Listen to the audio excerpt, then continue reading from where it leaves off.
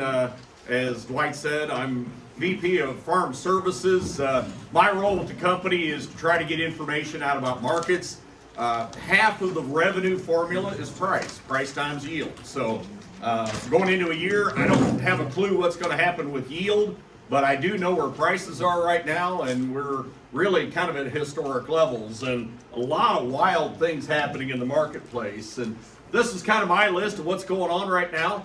And I think it's really amazing that you watch the markets every day and how volatile they are, and we're still 2 months from putting a U.S. crop in the ground.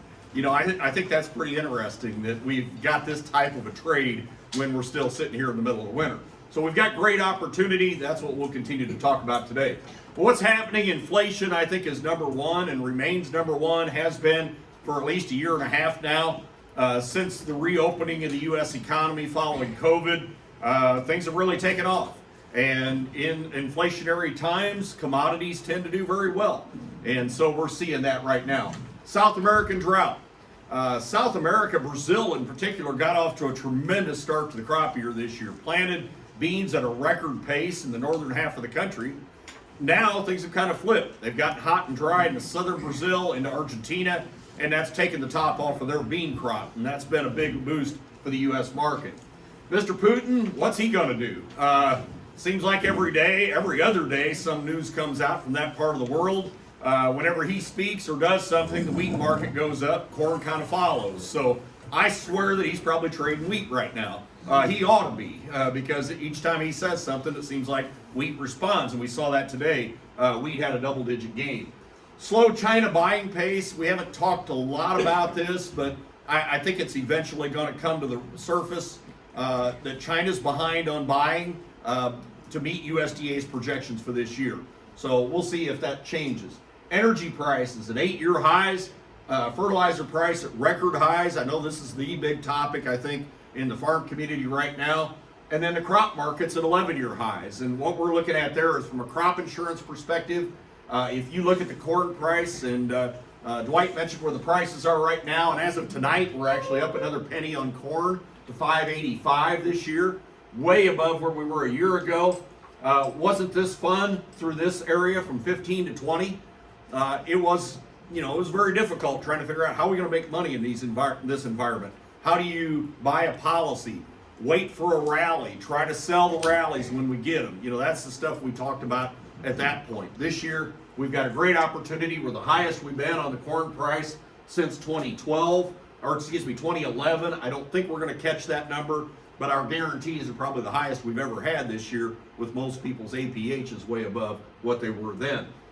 Soybeans, similar. We're going to have a record high crop insurance price for soybeans this year, running $14.23 tonight. That number is going to continue to get higher over the next few days. So our opportunities using the policies this year are going to be the best we've ever had, and we'll talk a little bit about that as we go forward. Now, behind all the other stuff, we've got a lot of noise going on in the markets, but the world supply-demand fundamentals are very supportive to commodities right now. You look at corn, bean, and wheat stocks to usage, running the tightest. They are down for the second straight year. And so as world stocks tighten, it's really given us a good solid floor under this rally. So on the day-to-day basis, we've got a lot of things happening, but we know world stocks are getting a little bit snugger. So therefore, managed funds or hedge funds, we call them hedge funds. These people have put a lot of money in the ag markets in the last couple of years. The red line on the top left over here represents where they're at right now. And this is a snapshot of their combined position of corn, soybean, soybean meal, soybean oil, and all three wheat contracts. And as of last Friday, we get this report every week. Last Friday, they're long close to 700,000 contracts in the grain markets. You can see where that compares to other years recently. The black was last year, and a year ago at this time, they were holding a record long position for this week, about 800,000 contracts. And they held that position into mostly into the spring. But once we got the U.S. crop planted and started to see some of the demand start to fade a little bit, we saw the funds become pretty good sellers on into the summer and then again into the fall window. So overall, they had sold off more than half of their long position. Then we went out of harvest. I think there were two things that really got this market cranked back up and brought these people back. Really, I would say three things. Number one, was nitrogen price. I think when the nitrogen rally started, the fertilizer price rally started in September, I think you saw a lot of fund buying coming into the corn market because people recognized that we had to keep corn price at a good level to offset that fertilizer price and to try to keep enough acres for this coming year. The South American drought certainly was a big factor. Inflation here at the beginning of the year. I think the realization that inflation was not transitory is that word that we got thrown around a lot this winter, that it's here to stay. And you started seeing some money coming out of the stock market. And some of that went into the commodity markets. So some of that helped build this long position back up to where we're at today. So I don't know where it's going from here. I don't think these people are likely to liquidate in the next 60, 90 days. I think that they recognize that there's enough uncertainty going into the U.S. planting season that they're not going to just bail out of the crop markets right now. But I do recognize also that historically this is a very long position and they could do the same thing they did last year. And so to me, this is the risk that we have. The biggest risk I think we have in farming right now, it isn't the crop in the ground. It's what happens if these people decide tomorrow we're done and decide to sell. And we've seen a little bit of that in the last couple of weeks. We've seen a couple of those correction days where beans open higher and end up down 20, and corn's done a little bit of that too. So kind of gives you a little bit of an uneasy feeling. But going back to why the funds have been participating a lot, this is a snapshot of 2021. The green line is the Goldman Sachs Commodity Index. Commodities were the winner last year. That index returned 35% for the year last year. Topped the S&P, topped the World Equity Index, the currency markets, and everything. So commodities got a lot of attention in 2021. Now keep in mind this commodity index isn't just ag markets. It's not just grains and livestock. The commodity index is made up of energies, precious metals, soft commodities like cotton and lumber, sugar. So all of that makes up this commodity index. The biggest portion of the commodity index is usually oil. Crude oil usually makes up 20-25% of each of these indexes. So you see well, I'll get to oil in a minute, but year to date so far, we still continue to see good numbers in the commodities, especially led by the energy sector.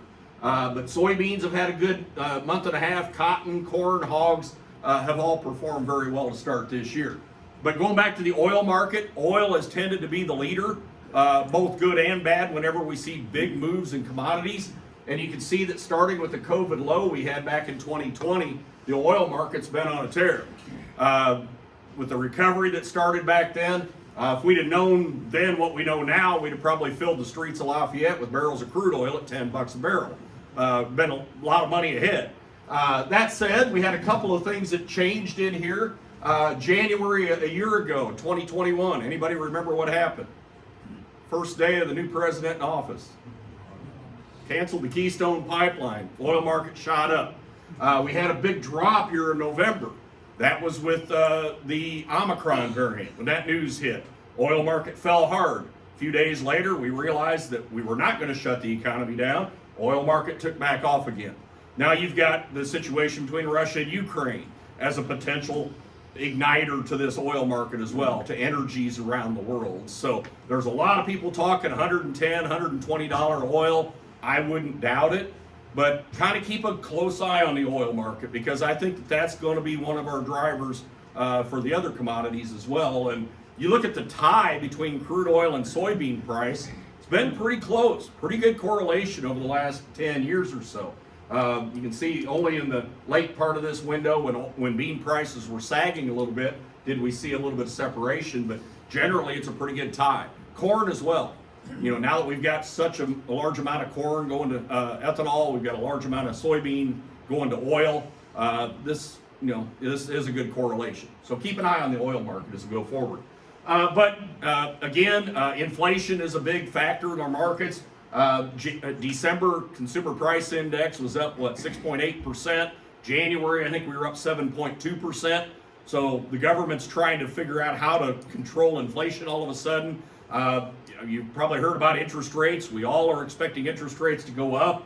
Goldman Sachs, this is from last week, they're expecting the Fed to raise interest rates 7 straight times this year, starting in March. Some people are talking now that March change might be a 0.5 point bump, not just a 0.25 point bump. So they're all of a sudden figuring out that inflation's real, and we're going to have to try to tame it. So this might be the one negative piece of news today, is that interest rates, your cost of money, is probably going to go up here in the year ahead. So starting with soybeans, beans have really been the leader for the last 2 to 3 months. Really, the last year, beans have really been the most active market. Last week we had a USDA report. The only change they made in the U.S. balance sheet, USDA raised the domestic crush number by 25 million bushels, lowered ending stocks 25 million. By the way, that crush would be a record high. So ending stocks at 325 million is an adequate number by itself. A year ago at this time, USDA had forecasted last year's stocks at 140 million. So we're quite a bit better off than we were a year ago at this time. And by the way, this was a record bean crop that we raised last year as well. So isn't that amazing that we got $16 beans? We just raised a record crop. What's wrong with this picture? Something doesn't jive, and I just don't get it. But nonetheless, that's where we're at. The biggest factor at the moment is South America. Last week, AgRural put out its updated estimate. They're an analyst firm in Brazil. They dropped their number to 128.5. Just a few months ago, USDA was at 144 million tons. So they've taken it down about 16 million tons. CONAB, the Brazilian government agency, came out at about 125.5. So we're expecting that number could creep a little bit lower. So roughly, we've lost about 20 million tons of bean production in the southern hemisphere off of what was going to be a new record high. So this will still be maybe the third or fourth biggest bean crop they've ever had, just going to be down from what we were originally expecting. But to counter this, has anybody heard this week there was a story out from some Chinese minister that they could cut bean usage by 30 million tons this year. They're saying that they could find other substitutes in the feed rations other than soybean meals. So we got a lot of moving pieces in this world balance sheet as we go forward. But all eyes are on South America. We have had numerous days where the market trades one way, and at 11 o'clock in the morning we get a new forecast and we trade the other direction, kind of like the U.S. in the summertime. The biggest area of concern this year has been into southern Brazil, these southern states of Rio Grande do Sul, Paraná, and then across into Argentina. That's where we've lost the majority of that crop this year. Now the forecast for the next 14 days, and again, we keep looking at this every day, but most of that region's expected to be fairly wet. And in fact, Argentina expected to get some very heavy rains in some areas. So we'll see if it happens. The trade has kind of gotten used to not looking at the 14-day forecast. It's more or less looking at the 3 to 5 day. You know, kind of like here in the summertime. If somebody tells you it's going to rain in 2 weeks, you don't put a lot of grain of salt in it until you get a little closer. So that's kind of where we're at, but there's a lot of hope that maybe the weather pattern is starting to change down there. I did mention earlier that northern Brazil, central Brazil, planted the bean crop at a record pace this year. They got a lot of beans slammed in the ground, knowing that it was going to be dry, knowing that they had to get the beans started, and they got some rain at planting time, and they got the beans in the ground. Therefore, they're harvested pretty heavily right now. Up in Mato Grosso, they're probably over 50% harvested in that state, which is their biggest bean state. And this is a snapshot, this is a satellite imagery map showing soybean vessels that have loaded out of South America. I think this is pretty amazing that we have this technology now, that you can take a snapshot, they put a tag on every vessel, that what's in the boat and where it came from, and now you can start to track that. But this is this year. And you've really got you got a lot of beans going to China, you got quite a few bean boats going into southern Europe as well. But this is last year at this time, roughly the same date. So we're way ahead this year. Brazil's way ahead in harvest right now in shipping beans. And you should be. I mean, at $16 beans, they're going to try to get as many bean boats cranked out as they possibly can. So how does that impact us? Well, it's kind of shrinking our export window. It's kind of sawing it off. Normally, we ship a lot of beans on out into the March window, even out into April before things get a little quiet. This year, that's started to impact us already here in January, February. Our weekly loadings have not been as aggressive. The other part of this that hurt us this year was back at the beginning of the marketing year. September 1st, anybody remember what happened then? We had a hurricane hit the Gulf of Mexico, Hurricane Ida, shut the Gulf down for about 3 weeks. So the only beans we loaded really for most of September went off the Pacific Northwest coast. So our window this year has been shrunken, and that's why we're a little bit leery of being able to reach USDA's forecast here for this year. But what's happening in South America is the good crop is what's coming off now. They're shipping the heck out of beans to meet that big inverse in the market. But there's already some talk that maybe with the southern crop being short, that by July or August, they might run out of beans. So you could see more beans shipped out of the U.S. at the end of the summer this year. So again, I think we got a lot of moving parts to the soybean market right now. That's why the rally we've had is trying to ration a little demand, and maybe it's happening. We'll see. China's been a big buyer of beans in the last, 10 days? But a lot of those beans are for next year. They've been buying 22, 23 crop. And they're no dummies. You know, that crop next year is a lot cheaper than this year is. So they're going to try to be as hand to mouth as they can, and they're willing to buy them back where they're going to be cheaper next year. So we'll see how this all plays out. But the funds have been pouring money into the bean market the last few weeks. The black line represents what they've been doing. And go back to last summer, they were long about 100,000 contracts of soybeans. They sold most of that off by the middle of November. There just wasn't a bullish story in the bean market at that point. We had a record crop in the U.S. We were planting record acres in South America. So the funds, for the most part, got rid of that length. But we got into this dry weather in Brazil, and the funds became big buyers. And as of last Friday, they had built a long position of 154,000 contracts, which really matches the longest position they've ever held on this date. Tomorrow we'll get an updated report, so we're kind of curious to see how this has changed over the last 7 days. And you can see versus last year, last year in 2020, fall of 2020, they were long a record amount of beans. You can see that 2017 they had a big long position for a few weeks as well. But point is that they don't tend to have a lot bigger position than where they're at now. So if you were basing your trading decision just off the funds right now, you'd probably say the odds are at some point that they'd be more likely to be sellers than additional buyers. And I think we all kind of know that. How long is $16 going to really stick around?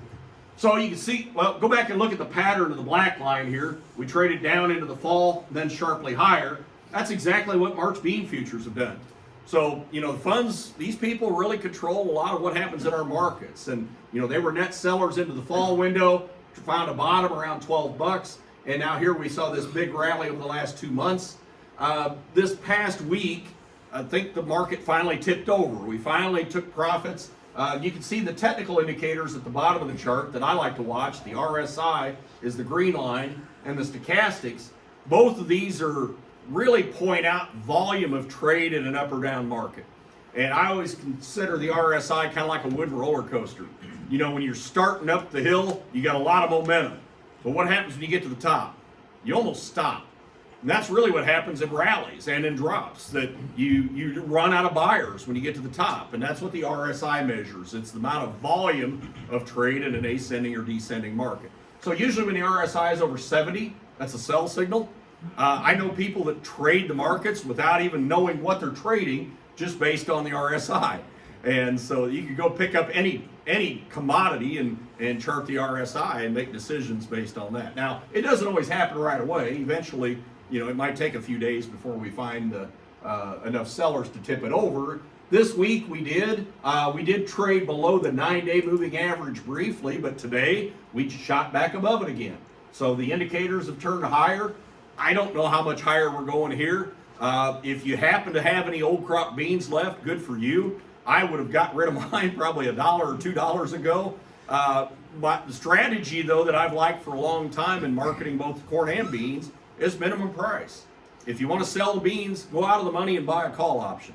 Maybe you go up to $18 May call, and that would give you the ability to stay in the market through late April, and just in case this market keeps going. But you can sell out your cash beans, still have over, close to $16 net, and be good for it. The corn market, we did not get any changes in the supply demand report last week. Ending stocks are still forecasted at 1.54 billion bushels. By the way, this was the second biggest corn crop we've ever had in the United States. Only 2016 was a little bit bigger, just slightly. But ending stocks are going to go up this year to 1.54 billion. That is higher than last year, but we're well below the excessive years that we had before that. When I look at the balance sheet, I look at this number as saying we can't afford to lose corn acres next year. You know, if you were to lose 3-4 million corn acres, you're threatening to take stocks sharply lower. So I look at this 93.4 million number thinking we've got to incent enough acres to get planted to keep us relatively close to 93 million this year, and then hope we've got a good yield. And I think the market knows this. So you see where the funds are at right now. They're loaded up and have been on corn. They were good buyers coming out of fall. And again, I think this really coincided with the fertilizer markets. When we saw nitrogen prices start to shoot up, funds jumped into corn market. That was a good buy in hindsight. And now they're long, as of last Friday, 372,000 contracts, which is the most they've ever held on this date. The only other year in the last, this goes back 5 years, the only other recent year was a year ago. They were long a record amount of corn in the month of April. That matched the record high from 2012, about 400,000 contracts. So, you know, historically, they don't tend to be much longer than they are today. So, you know, how much more buying do they have? You know, I wouldn't think a lot based on this number. So the other side of that is I don't think they're likely to liquidate in the next 60 or 90 days. I think that they put this position on really focusing on what's going to happen this spring. Two things that I think could change this. Number one, March 31st is when we get the planting intentions report from USDA. That'll be their first official set of numbers, acreage estimates, based on surveys they take here in the middle of March. So if you happen to be surveyed, you have to get a card in the mail, fill it out, send it in, but that'll be what dictates that number that comes out on the 31st of March. So that'll be the first potential market mover. And then, of course, planting season. What kind of a spring do we have? Now, next week, we do have what's called the Ag Outlook Forum meeting in Washington, D.C. I always say that the Ag Outlook Forum is a bunch of economists armed with a bunch of pizza and beer locked in a room that have to come out with some 10-year projections on what they think is going to happen in agriculture. Nobody really pays much attention to years 2 through 10. People are looking to see what do they think is going to happen this year. But again, they're basing that number just on what they think based on prices. They're not doing any surveys. But don't be shocked next week if when these numbers come out, everybody oohs and ahs and says, wow, the Ag Outlook Forum says 92 million acres of corn. Well, they're not always very accurate. Let's just say that. But the market's going to be paying attention. So kind of keep an eye on what the funds are doing. This is a weekly report we get, so tomorrow afternoon we'll get an update on where the funds are at in the corn market. But, you know, go back to the rallies we've had in March corn. I think there were two big reasons. Number one, you know, right here was fertilizer price rally, and then right here has been the soybean market. And funds have been, or the corn market's been following soybeans, trying to keep up. We've had a few days where it's followed wheat as well with the Ukraine situation, but for the most part, it's been soybeans over the last 30 days. I still think if whole crop corn, same strategy as beans. If you want to lock it in, sell it, go buy an out of the money option. I count a lot of times in the last few weeks at these meetings, I've heard producers say, if you want to know what the market's going to do the opposite of what I do. And, you know, up until just a few days ago, you were right. I mean, this market just made a high. So anything we did prior to last week, you know, feels like it's wrong. But I do think that using options in this type of a market helps to alleviate some of that feeling sorry for yourself a little bit, or at least to help you make you feel better that if the market keeps running, the option's going to make money. And I think in this type of market, I'm not afraid to spend 15 to 20 cents on a call because, shoot, you can make or lose 15 cents tomorrow or the next day. So with the volatility we've got, I think that's a good way to approach the market. At least it keeps you in the market just in case it keeps going higher. So looking ahead to 2022, Farm Progress put this survey out about a week ago. They asked producers what factor most influences your crop choice at planting time. Now that's this year, but 64% of the respondents said we don't change, we stick with the rotation. I would guess that last year that number was probably above 80%. This year, maybe a little different. 15% said price the commodity, and 21% said the cost of the inputs. And I would guess last year that was probably below 5%. But this year that's been a bigger factor, of course, with much higher fertilizer prices. So there's a lot of, I think, at least based on this, there's quite a few acres that could still shift back and forth here in the next couple of months. And so prices are going to matter, how that price relationship between soybeans and corn. And this is the ratio spread between beans and corn. And if you go back to September, that ratio is 2.5 to 1. And back at that time, a lot of people were talking that we're going to plant a lot of soybean acres in the U.S. this year. There were a lot of projections talking, especially in the southern corn belt, about 100% bean guys and this and that this year. But look how that changed. That spread narrowed tightly into December, down to 2.2 to 1. Then we were starting to get university people coming out saying corn's more profitable than soybeans, even with higher input costs. And then some people were projecting big corn acres. Now we've gone back the other direction. So I think this is going to be pretty fascinating over the next couple of months. I don't know where we're going to end up. I don't really know how many acres could swing back and forth this year. But even if it were 10%, or probably less than that, but if it was 10% of 180 million acres, that's roughly what we plant between corn and beans, that's 18 million acres. So I don't think it's likely that many acres could shift, but you never know. So we'll watch the spread pretty closely. But we have had a few estimates out so far this year on acreage. But go back to last year, we planted 93.4 million acres of corn, 87.2 million acres of soybeans. Back in October, those USDA economists, they did project 92 million corn acres and 87.5 million beans. Also at that time, they were expecting about 2.5 million more wheat acres this year.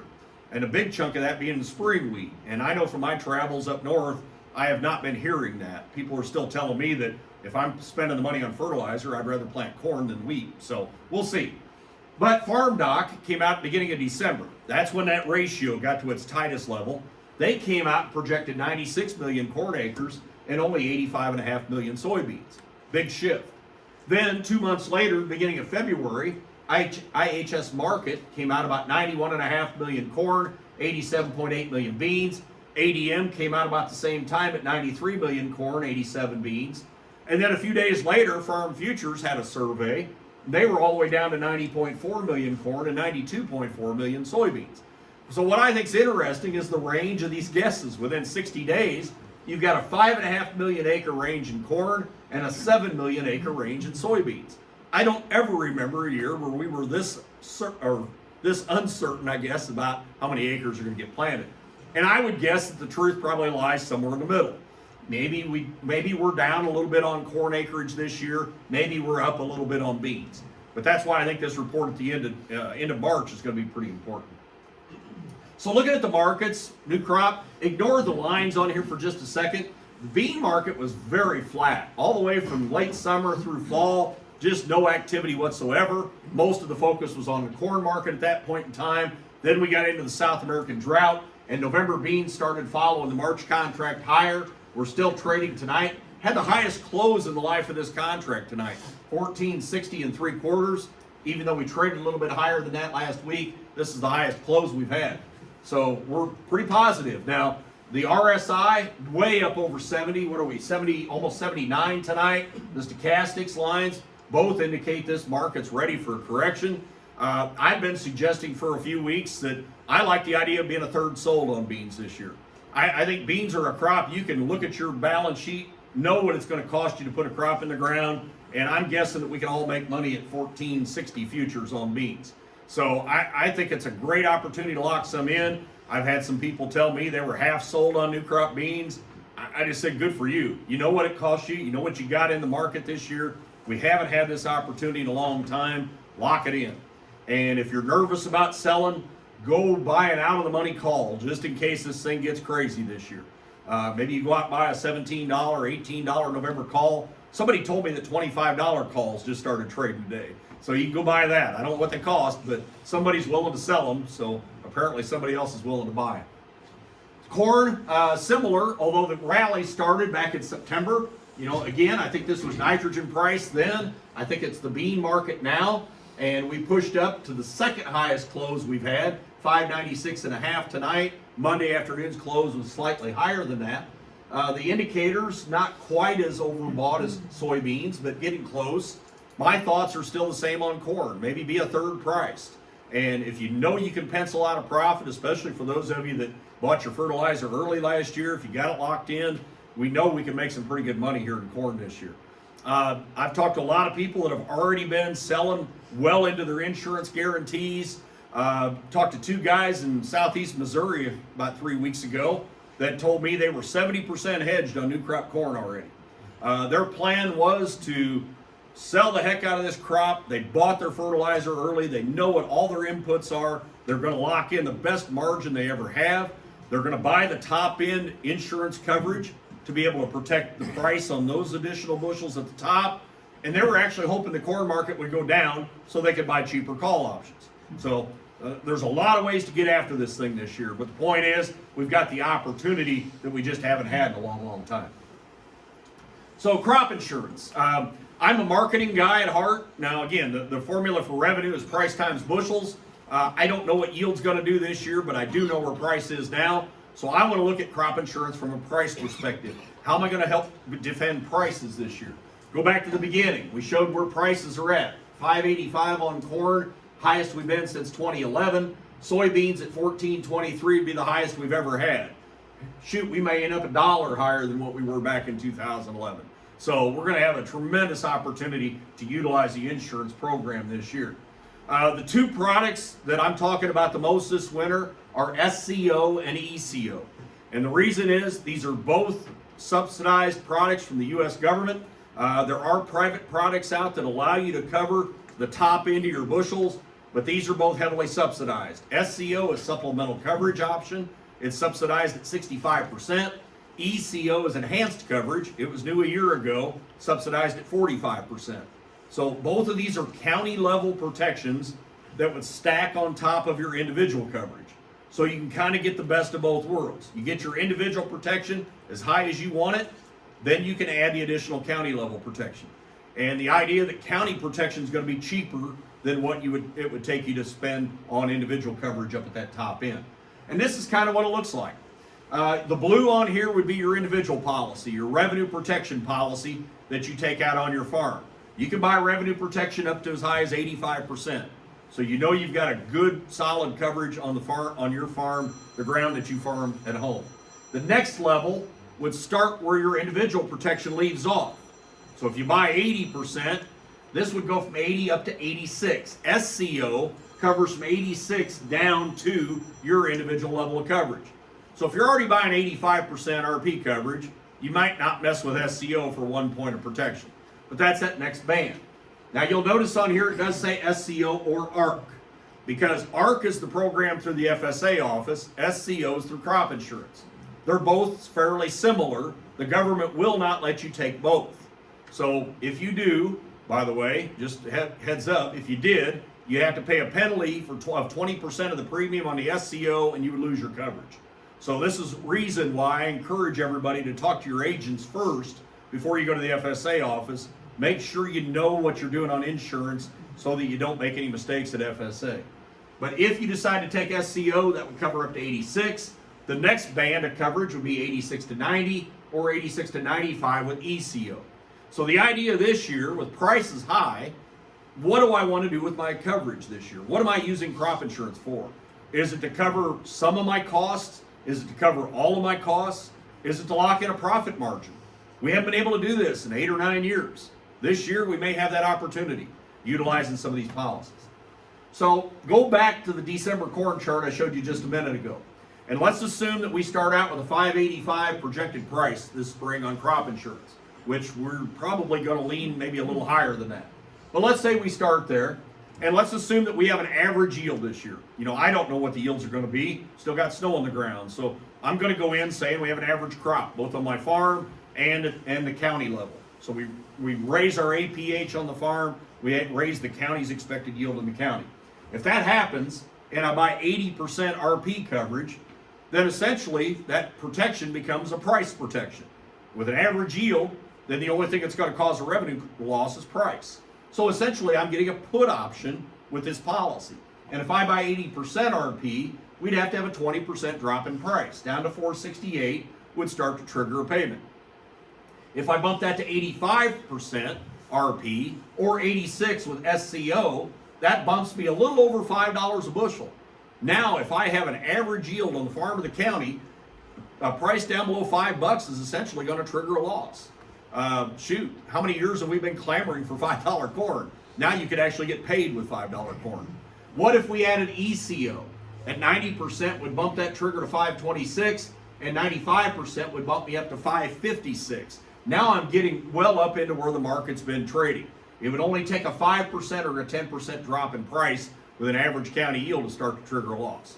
So again, my thought is, what's my goal with crop insurance this year? Is it just to provide a floor? Is it to cover my expenses? Is it to lock in a profit? So two examples I want to show you, things that you could consider doing. There's numerous examples we could do. Two I'm going to look at. Number one is stacking coverage on top of my individual protection. And let's say I buy 80% RP for this case. I'm going to add SCO from 80 to 86, and then add ECO 86 to 90. So essentially I'm doing 80% of my own farm, 10% based on the county. This indemnity worksheet, we can go through the math of how this policy works. And for this example, I'm going to assume that the county yield stays unchanged. So the Nicollet County yield, expected yield's right at 200 bushel this year. We're going to say that that's the final number as well. And I'm going to look at this, excuse me, I didn't plug this in right. I only looked at the SCO on here, excuse me. This just goes to 86 to 80. So that's 6% band of SCO protection. If I did that, one thing we start with is the base price, whichever, or the higher the base price and the harvest price. In this case, I'm going to assume we start at 580 corn and we go down $1.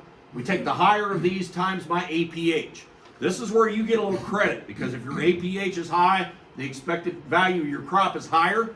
So in this case, I used a 210 APH, made my crop value at $1,218. Take that times my band of coverage, that gives me $73 an acre in protection. At the end of the year, we do the math. And in this case, because of the price loss, we end up with 82.8% of our expected revenue, which is below our coverage of 86% by 3.2%. We divide that by the band of 6, we get paid 53.3% of the value of that band of coverage, which was $73. So we're going to get a check for $39 just because the price went down to 480 corn. But that's because I had an 86% trigger. If I'm buying 80% only, then we didn't have a big enough loss in revenue to trigger a loss. So the only reason we're getting paid is by getting up to 85, or in this case, 86%.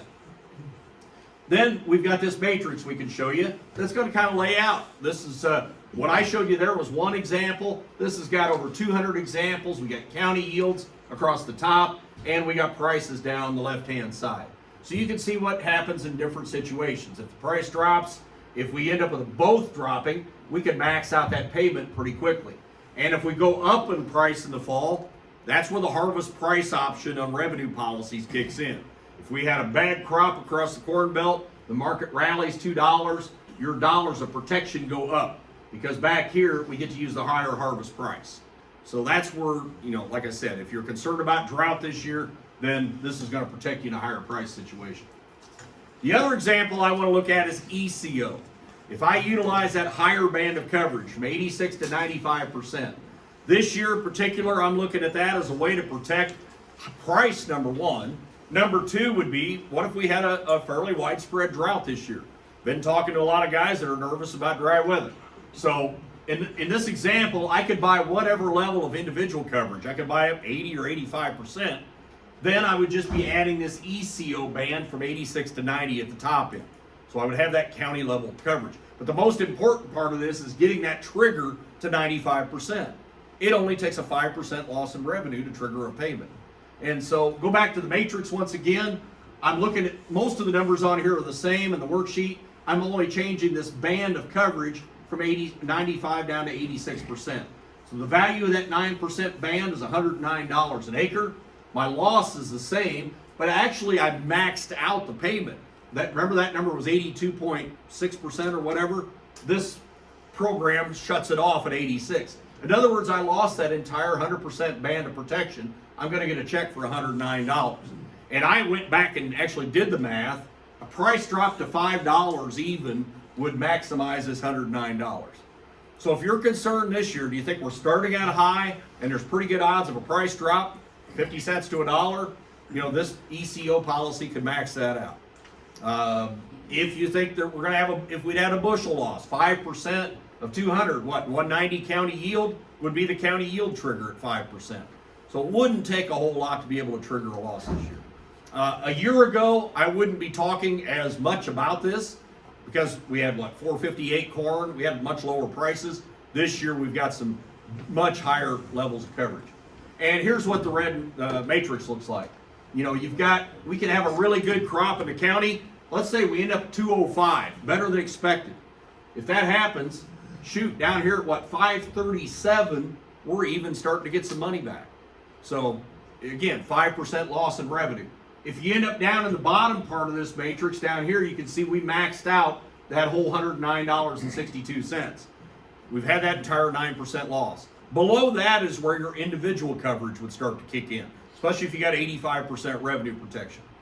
Up the top left, when prices rally, if we had a drought widespread, market goes up, you can see we go from 109.62, right here we'd be about $148. And again, that's this harvest price option that's built into your revenue policy. I had somebody the other night at a meeting ask me, what if we're in these white boxes? What's that mean? My answer was, you've had probably the best revenue year you've ever had raising corn because you did not have a 5% loss. You got great county yields, at least, you know, 200 or above. You got prices in the 5s and 6s. Congratulations, you didn't need the policy. But you've had one of the best revenue years you've ever had, which is what we hope happens. So within our quoting system as well, Dwight can go back and show you what the history would have looked like. We've got this graph. If we would have had ECO and SCO those years, the ECO part of this is in green, the SCO is in the yellow. And one thing I would point out, what do these years of like 08, 11, 12, 13, 14, what do those all have in common? They were high price years. You go back to where we were on crop insurance prices, they were high price years and the price went down.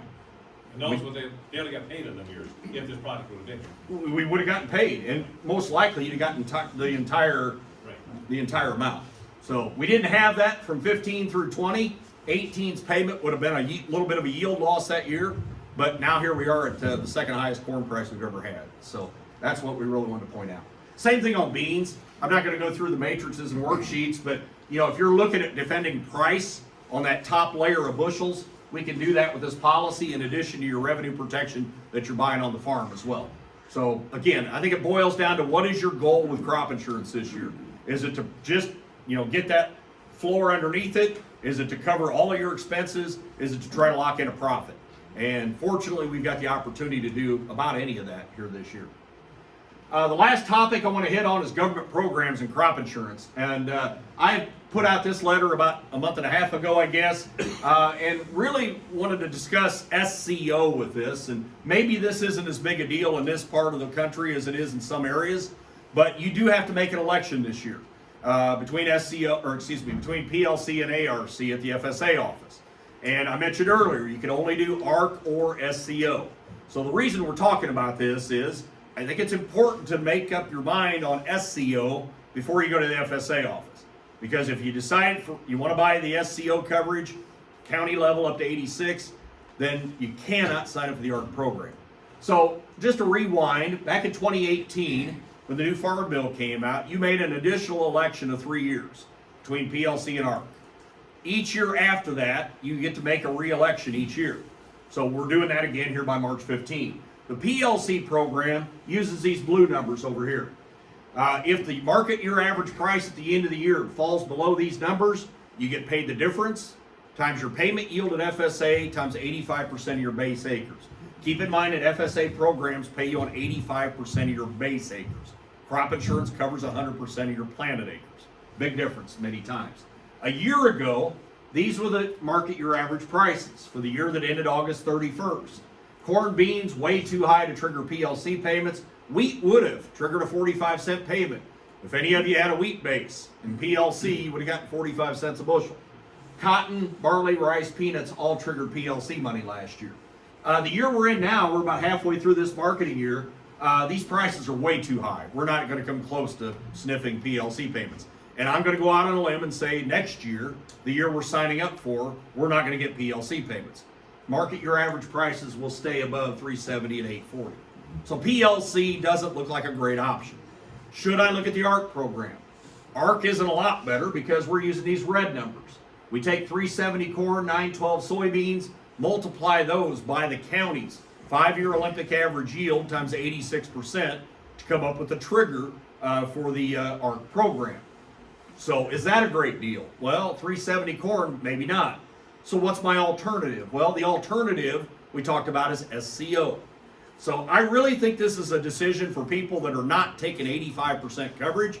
If you're already at 85% RP, then I'm probably not going to worry about that SCO for 1 percentage point. Is that kind of what you're... Correct. 100%. Okay. So, but if you're below 85, then you need to look at this. Because here's my options. Option A, you can probably figure out, is the ARC program. ARC is going to give you a $3.70 price times 214.01 times 86%. You're going to have an $819 trigger with the ARC program. So if you have 200 bushel county average, the price of corn would have to go down below, around $4 to trigger a payment. So not great odds, but you never know if you might have a derecho storm like some of the counties in Iowa did a couple years ago and actually did get ARC payments. The alternative to this would be SCO. For guys that are 80% coverage, if you wanted to add that 6% band, you'd have 584 times 200 bushel times 86%. The trigger on that would be $1,004. So you're picking up nearly $200 additional trigger, but the cost would be $867. Now I know a lot of you, instead of doing this, are taking that money and spending it from 80 to 85 on RP coverage, right? So you get that protection on your farm instead of the county. But this is the decision you would have to make. And around the Midwest, there's a lot of guys, you know, especially in surrounding states, if you're not taking 85, that are considering doing the SCO and getting that extra $200. Instead, if you're buying 85 RP, you're probably adding that, you're getting this type of number on your farm instead. So same thing on beans. But keep in mind, if you decide to buy SCO, you must go with PLC. You cannot go with the ARC program. If you're not going to buy SCO, then I would suggest going to the ARC program, just in case. Producers can purchase ECO from 86 to 90 or 86 to 95, no matter which product you take. That's that top band. I like that this year because of how high prices are starting out, being able to have that protection at that top end, and having some protection on those top end bushels that you might not get up to 85% with RP. All these insurance products cover 100% of your planted acres. PLC and ARC pay on 85% of your base acres. For many of you, that's not going to be anywhere close to the same. Also, the insurance products, as long as you have a revenue protection policy, will all include the harvest price option. PLC is just price drop only. ARC is only using that 370 price, 912. That's it. That's all you get. You don't get the harvest price. So that doesn't make them look like real good products right now with the prices as high as they are. One last insurance product I do want to mention. We've had this out for a few years. Haven't sold a ton of it, but it's made for a year like this, and that's called forward contract insurance protection. FCIP is made for people who want to be aggressive forward sellers. And in a year like this, if you're thinking, now I'm going to sell 50, 60, 70% of my crop ahead of time, but I'm nervous, what happens if I have prevent plant, don't have the acres, don't have the bushels, can't deliver the contracts? That's what FCIP does. It's a policy that protects those bushels at the elevator, the contracts you make at the elevator. And if something happens to where you can't deliver them, then the FCIP kicks in and helps pay the cost to cancel that. So up until this year, last year a little bit, but when corn was what, $3.80, $3.94, nobody was jumping out and forward selling half the crop. Now that we've got high prices, this may be something you want to take a look at. So I did want to mention it tonight, and if you're interested, we can get you more information. So coming up now through the end of the month, we're setting our crop insurance prices. February 21st, next Monday, is when we have the markets closed. So keep that in mind tomorrow. Tomorrow we'll be setting up for a 3-day weekend. So who knows what will happen on Tuesday when the markets start trading again. March 9th is when we have our next USDA report. March 10th, and every month the day after the USDA report, I host a webinar called The Aftermath. We talk about the aftermath of the previous day's crop report, how the markets reacted, crop insurance, government programs, you name it. It starts at 9 a.m. in the morning. If you can't watch it live, we record it, post it on our YouTube channel. Go to YouTube, type in NAU Country, you can watch all the recordings. March 15th is our deadline for crop insurance, and it's our deadline at the FSA office. March 31st, one of the bigger report dates of the year. That's a prospective plantings report, and we'll see what USDA says about acres based on the surveys they take in the middle of March. Did mention the cards that you got in front of you, those green cards. On one side, we've got all the crop report dates, the aftermath dates, market holidays, etc. On the front, it does show some of the marketing services that we've got available through NAU Country. The opening bell is a 2-minute phone blast I send out every morning. Maybe some of you are already getting that. Comes about 8:37, 8:38 in the morning. Just try to let you know how the market opened and why the market's doing what it did. The market report is an email letter we try to get out in the afternoon or evening with an update on why the market closed, why it did what it did, crop insurance average prices. I try to put all that information, some charts. So if you're interested in either or both of these, take a piece of paper off that pad and put your name, email address, phone number. We can get you hooked up. The Aftermath is a monthly webinar that I mentioned a minute ago. I do a podcast once in a while called on Podbean called Kicking Up Dust. So if you're interested, you can go out there and subscribe to that. I'm also on Twitter every morning. I'll put something out 7:30, 8 o'clock, just to let you know how the markets did overnight and what's going on. So we've got a lot of different ways to get information out. This is the time of year we're all talking about crop insurance, but the other 11 months of the year, we're not going to leave. We're going to continue to try to get information to keep you guys in the loop and hopefully help you be successful and have a good year. So, any questions or comments? Well, thank you all. I'll stick around for a while if you want to visit later. And Dwight, I'll turn it over to you. Great job. Great job.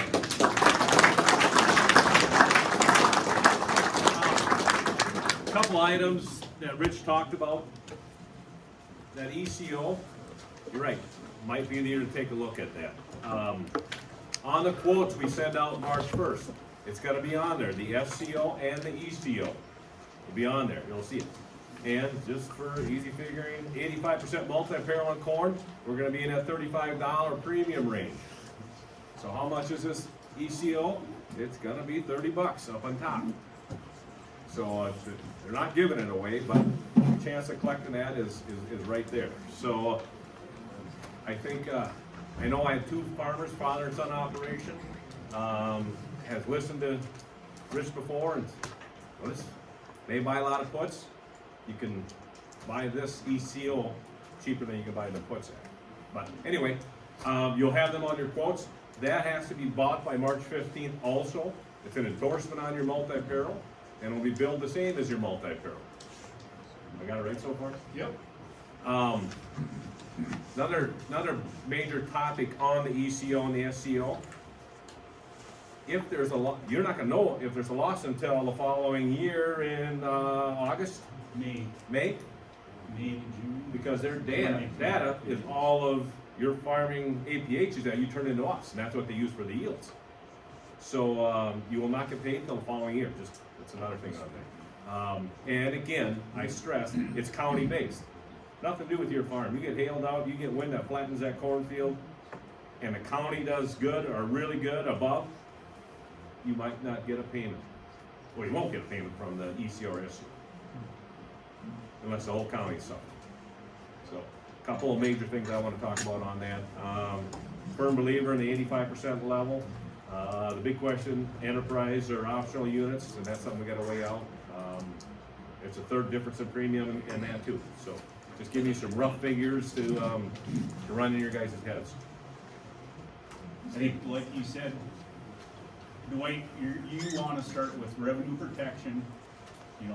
And we're kind of looking at 85% level is going to be a good bang for your buck. And then hail and wind in our area is still our #1 spot loss barrel.